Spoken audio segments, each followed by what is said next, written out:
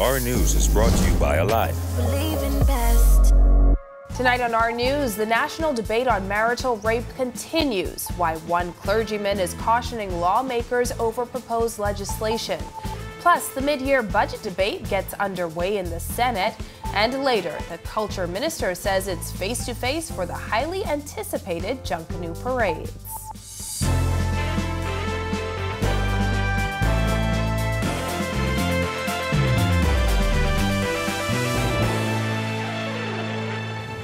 Welcome to Our News and thanks for joining us. I'm Christina Dragovich. Topping news tonight, the issue of marital rape continues to influence the national conversation, with two clergymen now weighing in. While one says the Davis administration should be careful about legislating rules for the bedroom, another is saying otherwise. Bethany McDermott reports. As the conversation on marital rape ramps up, National Overseer of the Church of God of the Bahamas, Bishop Moses Johnson, is cautioning the government against legislating what happens in the bedroom. Government should be very, very careful how they legislate laws and rules and regulations for the bedroom. There are many other things in this country that needs the attention. His comments come as the gender-based violence issue was once again thrust back into the forefront of national discussions in recent months. What I really believe is that when marriages are intact and when the husband understands the role of the wife and the wife understands the role of the husband, I don't think we'll ever have a problem with marital rape. I think marital rape is for marriages that are already in trouble. State Social Services Minister Lisa Raming suggested government will criminalize marital rape. The issue of marital rape has long been a touchy subject in the Bahamas. Johnson's comments come days after Catholic Archbishop Patrick Pinder threw his support behind criminalizing marital rape, noting that forced sexual activity within a marriage is a distortion of the biblical understanding of marriage. Attorney Marian Bethel, who serves as the Bahamas' representative on the United Nations Committee on the Elimination of All Forms of Discrimination Against Women, recently said she does not support calling marital rape anything other than rape. It's a sentiment Bishop Johnson shares. I'm a married man of 40 years. So if I commit murder, is that a married murder? And if a single man commit murder, is that a single murder? So these things that are already on the book, if a man abuses his wife, that's a crime. I don't know why we have to legislate that if it's already a crime. What's going to happen is that all other classes of people, no matter who they are, they're going to say, now you got to deal with us because we have our rights too. However, Zion Baptist Senior Pastor T.G. Morrison is of a different view. He says someone guilty of raping their spouse should not be allowed to hide behind their marriage. Sacred Scripture reveals that marriage is honorable and that the married bed is undefiled, that adulterers and homemongers God will judge. It also suggests that not everything that takes place within the context of the marriage bed is of God. If the issue is exploitation or violence or oppression or abuse within the context of marriage, one should not have the protection of the marital status. Reporting for Our News, I'm Bethany McDermott. In other news, the mid-year budget one step closer to passing in Parliament as debate kicked off in the Senate this morning, with State Minister for Economic Affairs Michael Halkitis saying the elimination of the state of emergency resulted in a significant uptick in tax revenue to the tune of hundreds of millions of dollars. Jasmine Brown has the figures. The state minister, who is also the leader of government business in the Senate, insists policy decisions made by the Davis administration, which was elected in September 2021, have already begun to yield results. Tax receipts increased by $389.8 million to $959 million over the same period in the prior year. VAT receipts improved by $287.2 million to total $573.5 million. And non-tax revenue improved by $63.7 million to $167.6 million. A state of emergency declared in March 2020 included measures such as lockdowns, curfews, restrictions on travel, social gatherings, and business operations. The restrictions, coupled with the shutdown of the global tourism industry, brought the economy to a near standstill. After winning the September 2021 general election, the Davis administration followed through with plans to let the state of emergency expire in November, replaced by rules determined by the Ministry of Health. While we are still in early days, signs have already begun to point to positive progress on achieving these goals. While we do not expect that we will be able to right the ship of state and repair the public finances overnight, we are confident that, as we promised, the plans implemented in the last few weeks are laying a strong foundation to restore and expand the Bahamian economy. Halkidis says the Davis administration is committed to reforming the country's fiscal health, calling it one of the government's top priorities. It is a good thing that things are moving in a positive direction. Reporting for our News, I'm Jasmine Brown. Free National Movement Senator Michaela Ellis hitting out at the Davis administration for what she claims is the failure to do more to assist residents who are being burdened by inflation. I know the increased prices, inflation, are as a result of external factors, but the impact hits very close to home. It's in our pockets, our wallets, our fridges, our cupboards, and our gas tanks. Senator Ellis, who was making her contribution to the mid-year budget debate in the Senate, pointed to the fact that neighboring countries like the Turks and Caicos and Barbados have taken steps to mitigate effects of rising prices. In Turks and Caicos, they have reduced taxes and processing fees on fuel for a period of 6 months. In Barbados, VAT payable on fuel has been reduced for at least 6 months. And then, adding insult to injury, Barbados has decided to remove VAT from feminine products, diapers, antiperspirants, vitamins, and multi-minerals. It is the age-old problem of expenses increasing and our salaries are not. If we are lucky enough to have one. Well, we saw breezy and sunny conditions today. Meteorologist Greg Thompson has the latest from the Weather Center. Good evening, Greg. Thanks, Christina, and good evening, everybody. Our first look at weather tonight is brought to you by Nestum Toddler Shake, distributed by Lightburn Trading. Breezy conditions outside our studios, temperatures in the upper 70s with just a few clouds outside. Your winds are whipping up out of the east-northeast at 17 miles per hour and your feels-like temperature at 75 degrees. Satellite view, frontal boundary that moves through the capital earlier today is now into the central Bahamas. Some isolated showers along that boundary will continue to affect the central islands as the system continues to push towards the south. But behind that, high pressure is building in across the area, and that's generating some very breezy conditions, making for hazardous boating and beaching conditions. That's your first look at weather. Your extended forecast is still to come. Still to come on our news, vendors in Port Lucaya sounding off as the tourism minister tours the marketplace today. Plus, the Ministry of Education addressing learning gaps post-COVID-19. And later, the culture minister says the face-off on Bay will be in person as groups prepare for the upcoming Junkanoo parades. That's coming up when our news returns.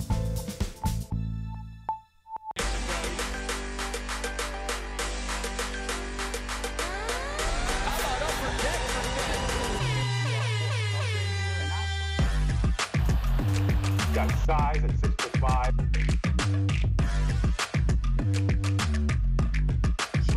Hi, this is Shamika.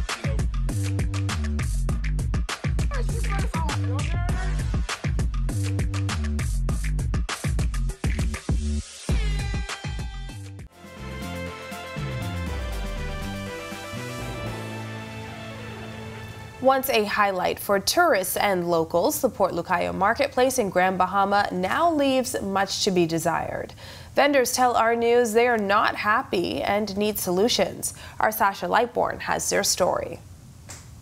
So we have to pay rent to these people. Not only do we have to pay rent right now, they're telling us we have to get a bank loan at Scotiabank in order to pay our rent because they're not accepting cash over the counter. It's a fee with that, especially if you don't have an account. Some banks charge up to $17 to transfer money. That's $17 on top of the rent that we're not already making. Port Lucaya vendors hit hard by the slow pace of revival in the once bustling marketplace.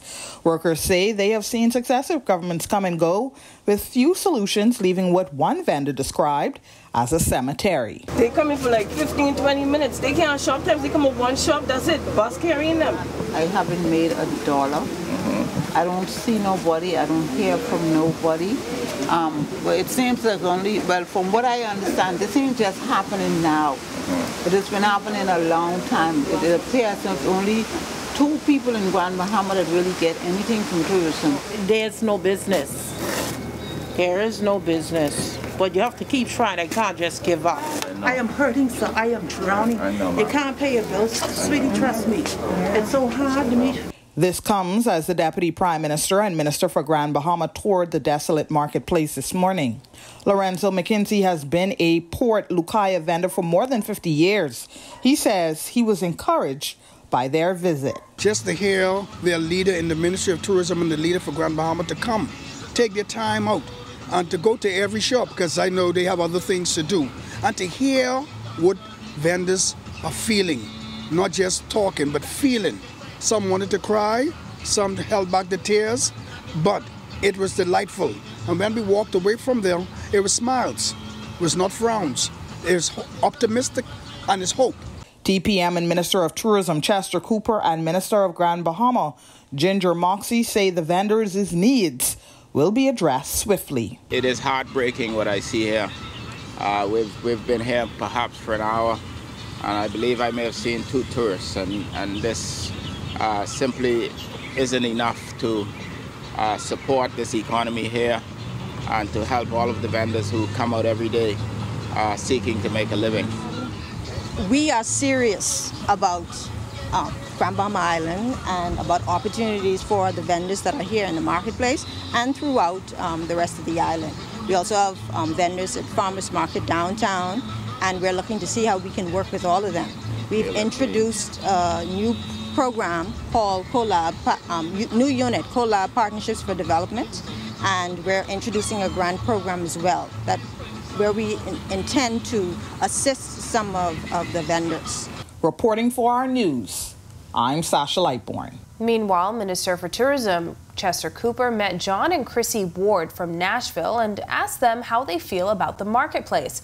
The Wards say they love it and have been traveling to Grand Bahama for over 20 years. Obviously, COVID calming down and people not being scared. But everybody we ever talk to, we tell them to come here because we feel safe here. Everybody's wonderful. Everybody's friendly. Okay, good. I don't know that you can do much more. Just people just need to get out and do it. Sean and Rianne Rhodes from Alaska say they wouldn't trade Grand Bahama for the world, a place they describe as their second home. Come to the Bahamas. Yeah, these are my girls. It's the best place here. Our mom's been here 13 times. I've been here 10 times, and we've not been able to make it for 2 years because of COVID. So we're visiting all the people. We're coming back to see our family. Yes. Shifting gears now, Royal Bahamas Police Force Commissioner Paul Roll says he will retire sometime this year. Roll, who took charge of the force at the start of the pandemic, says he spoke to members of his leadership team and will meet with the Prime Minister soon. Jared Higgs tells us more. We all serve in the police force for 40, and I'm nearing that time. Roll was asked about his future plans on the sidelines of a police event at a local nursing home. His comments on his future come a week after Deputy Commissioner Clayton Fernandez acted as commissioner. Whenever the commissioner is out, the next senior person will act as commissioner. And that goes without saying. Roll was appointed commissioner on March 30th, 2020, just 2 weeks into the pandemic. His leadership was marked in part by the enforcement of pandemic rules meant to prevent the spread of the COVID-19 virus, but that some criticize as being harsh on ordinary Bahamians. Another top issue during his time in charge was the prevalence and handling of police-involved shootings. Roll was criticized for referring to the 13 people killed in police-involved shootings in 2021 as idiots. Meanwhile, 4 officers were charged for police-involved killing that took place in December 2021. Responding to questions from reporters about when he may vacate the post, Roll says he already had a conversation with the force's leadership. So I'm looking down the 40-year mark, and I'll make a decision on that in due course. In due course, this year or next year? Okay, what are you saying? This year or next year? This year. Roll succeeded Anthony Ferguson as commissioner when he took office in 2020. In his speech at his swearing-in, Roll revealed that he considered retiring from the police force after only being promoted twice in 15 years, while other officers were promoted 3 and 4 times in 5 years. He says he was encouraged to stay on by his wife. I meet with the Prime Minister on Thursday, and I guess I'll have a conversation with him and let him know. I've discussed it already with my family, at least with my wife, and you know, at some point. Yeah. But I have, you know, some vacation, and we'll see how that goes. Reporting for Our News, I'm Jared Higgs. Thanks, Jared. When Our News comes back from the break, a reported spike in truancy during COVID has education officials strategizing to address learning gaps. Find out how coming up. And later, lights, camera, action for a group of senior citizens today. We've got their close-ups when Our News returns.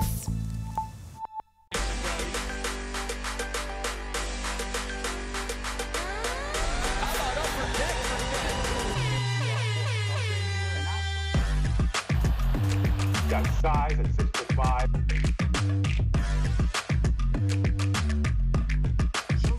Hi, this is Salute.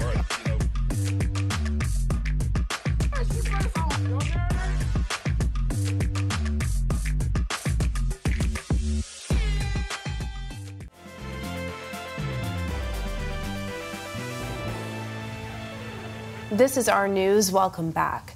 Education officials working to address a spike in truancy during the COVID pandemic. Cale Campbell has the details. Earlier last week, Minister of Education Glenys Hanna-Martin announced at the mid-budget debate in Parliament that nearly 1,000 children were completely absent from school over the past 2 years, mostly due to being unaccustomed to online learning. Director of Education, Dr. Marcellus Taylor, says the task force formed by the Ministry of Education aims to address that. We still have a number of students who have not reported to schools or who are not participating as fully as they ought to, and so that's a concern of ours. Taylor said school attendance officers are going to take different approaches to bring students into school. Sensitization at the policy level, minister to minister. The higher level is from the leaders at the technical level, the Director of Social Services, the Director of Education. Higher level than what would ordinarily pertain, that is to say the teacher just calling into the school welfare section. And so when it moves to the higher level, then the whole issue of resources, if additional resources are required, if some particular strategies are needed, then those issues are then now addressed. A lunch program as well as relaxed uniform policies are in place to facilitate students whose families are still suffering financially. Taylor says there is a systemic process in the remediation of students whose education has suffered during the pandemic. However, he said even before the pandemic, there were cases of truancy, and as educators, their reach is limited. We're working with them now. They are being connected to the EMIS. They are using tablets to be able to trace students as they go out on the street so that they can know exactly who's missing, where to go and look for them, which areas to look when they find them, to be able to say, okay, we've identified that child, to make sure that they bring them to the school. These kind of strategies. For Our News, I'm Cale Campbell. And the National Emergency Management Agency is working to make communities throughout the country more resilient in the face of natural disasters. NEMA Director Captain Stephen Russell says while storms are becoming more frequent and more intense, neighbors should look out for each other. We're aiming to ensure that as individuals and collectively we can assist our households and our neighborhoods and communities in general and preparing for and responding to emergencies and disasters. Russell says members of the police and defense forces cannot be everywhere in times of disaster. That's when he says the skills and training in the Community Emergency Response Team, or CERT training, kick in. You know your neighbors. You know where the vulnerable folks are, those with disabilities, you know where the kids are. God forbid an evacuation order is given, we need you to be able to, as you move towards your shelter, making sure your neighbors in your neighborhood know or heard of the announcements and can start the process of helping them get out and get to their shelters. Still to come on our news, why the next Junkanoo parade may be a little different. Plus, seniors get glammed up. Stay with us.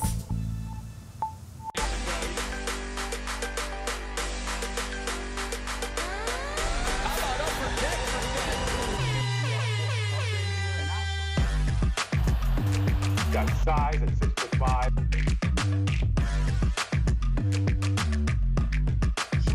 Hi, this is Salute.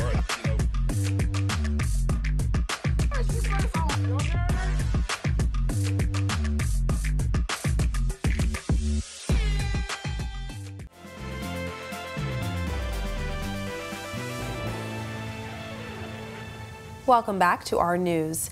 The idea of a fully virtual parade is off the table, according to Minister responsible for Junkanoo, Mario Boleg. Boleg today suggesting Junkanooers will be able to flaunt their best on Bay Street this December. And I don't think we even considering virtual at this time. So unless we have a spike close to that time and it will cause us to divert to virtual, we're not even considering that at this time. The last Junkanoo parade was held in December 2019. Today, Boleg admitted there will be changes as to how the parades are managed. This, he added, may include a negative COVID test for all attendees. That will never happen. Again, we are putting protocols in place to ensure that each entrance, there will be police officers there, there will be protocol officers there that will allow that you will take. And again, when we talk about taking the antigen test, you know, there's ones with the security, with the barcode. You're not just going to take a test where you can just enter the area where you can take a positive test and convert it to a negative. So once we read that barcode, it will then give us the indication that you are either negative or positive. We will do all we can to ensure that we safeguard the Bahamian people. And finally tonight, a group of senior citizens got glammed up today with makeovers courtesy of the Royal Bahamas Police Force. Residents of Unity House on East Street South were treated to hair appointments and even a professional photo shoot. It's not about the money. I'm going to tell you, like I tell Mr. Dave Stephen Day, it's not about the money, it's not about the ability. Yes, you want that. It's about us trying to get the Bahamas in the place that it should be. The home's owner and administrator, Reverend Janet Smith Butler, says they have enjoyed a solid relationship with the police force over the past 40-plus years of the home's existence. She says it is the third oldest home in the Bahamas. RBPF Commissioner Paul Roll. These persons, they all have needs, and some of them are unable to work for themselves, and in some cases, you know, the family have to go to work and don't have persons like home to take care of them, and some of those may be able to pay, but you know, quite a bit are unable, and so what we want to do is to try to relieve some of that pain for the operators. Well, we hope to see more sunny skies this week. Greg is back in the Weather Center with a look ahead. Thanks again, Christina. Welcome back, everybody, for our second look at weather. Frontal boundary that moves through the capital, now in the central Bahamas, with some isolated showers associated with that. Frontal boundary is weakening as we speak, slowly drifting towards the south. Most of the energy into the open Atlantic. We expect this frontal boundary to wash out across the central Bahamas tonight through tomorrow. Behind that, high pressure will dominate our weather for the next couple of days with some very strong winds out of the northeast, eventually becoming more east to southeast. That's going to be paving the way for another frontal boundary that's taking shape across the central United States. Should get here by Thursday, so we're looking for some isolated showers once again by that time frame, and then winds picking up once again for the weekend. Boating conditions for all areas tonight through tomorrow. Caution flag in place. Those winds will be out of the east to southeast at 15 to 20 knots, but they will be gusting at times. Your seas will be running 4 to 7 feet. They will be higher in those gusts. Your high tide will be at 11:15 tonight. Here's a look now at your national forecast.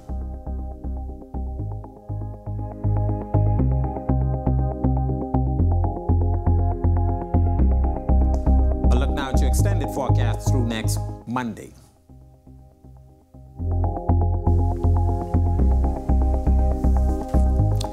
That's a look at our weather. Make it a safe evening, everybody. Christina? Thanks, Greg, and thank you for joining us for our news tonight. On behalf of the entire team, I'm Christina Dragovich. We'll see you right back here tomorrow night. Have a beautiful evening, Bahamas.